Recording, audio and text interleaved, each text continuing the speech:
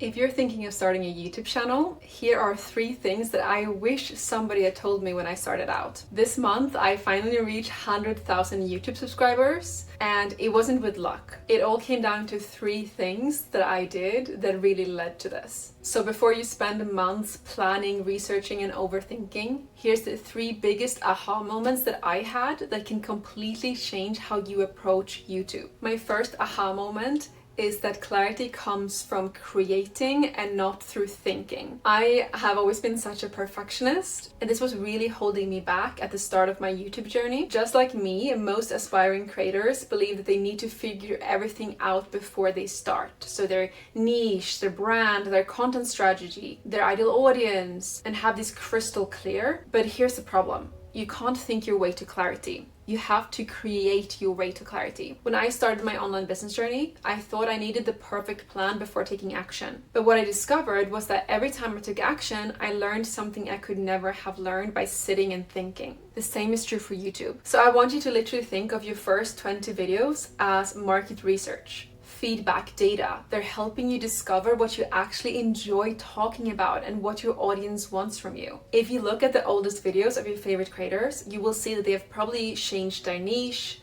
They were super awkward. They didn't have their signature style. This came with time. So if you're waiting until you have clarity, know that clarity is not the prerequisite, it's the reward for taking action. Now, of course, you need to know some type of direction that you want to go with your content, like your rough idea of an audience that you want to reach. For example, in my case, it's spiritual people who want a soft life of freedom and spirituality. What is that audience for you? And if you're not sure, I've created a free guide on how to find your purpose, your calling. I've linked it in the description. The second aha moment that I had is that your first videos don't matter as much as you think. I know this sounds strange, but it's incredibly freeing. Most people are terrified of posting because they're worried about what people will think. But the reality is that when you start, hardly anyone is watching anyway. And that's actually a good thing. You get to learn without the pressure. You get to make mistakes, improve, without lots of people watching you. Imagine if when you were taking driving lessons, that millions of people were watching you. You wouldn't want that anyway, right? So remember this, the goal of your first videos isn't to go viral, it is to practice. The goal is to become the kind of creator who can eventually go viral. Every video teaches you something, how to speak more clearly, how to tell stories, write better titles, how to hold attention,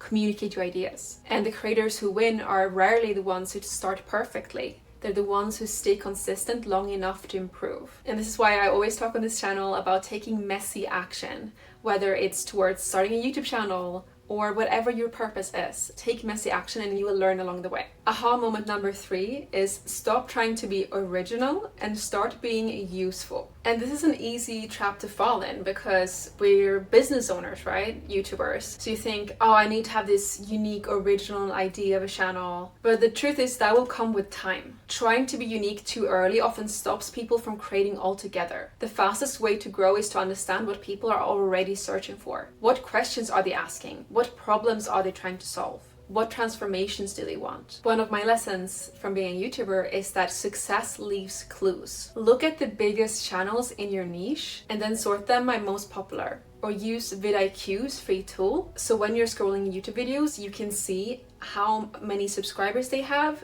and how many views the videos have. And if their video has more views than their subscriber count, it means that that video is an outlier. So that is a great video title. So write all this down, the titles that are resonating with the audience, the topics, and then create your own version. Just say your views on this topic. Because people don't subscribe only for information. They subscribe because they connect with the person delivering it. There are thousands of people teaching spirituality online, yet new creators continue growing every day. Why? Because someone out there will resonate with your way of explaining things more than anyone else. Your uniqueness isn't your topic, it's you. And in my signature program, Nomad Freedom Academy, I tell you exactly how to turn your uniqueness into your personal brand. So we will look at things like your human design, your astrology, your experience. So if you want more clarity about your personal brand on YouTube and you want one-on-one coaching with me, then I would love to coach you. You can book a free clarity call with our team. I've popped it in the description.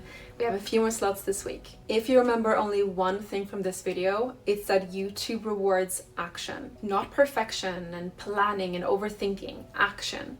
So before you spend another month researching how to start a channel, challenge yourself to do one thing. Record a video, upload it, and learn from it. Because the people who succeed on YouTube aren't the people who waited until they were ready. They're the people who started before they felt ready. You have so much wisdom to share with the world, lightworker, and your soul tribe is waiting. So go out there and spread your light. Let me know your thoughts, and if you want to learn how to actually monetize your YouTube channel, then check out my other video, Best Business Models for Spiritual People. Love you so much, and see you in the next video.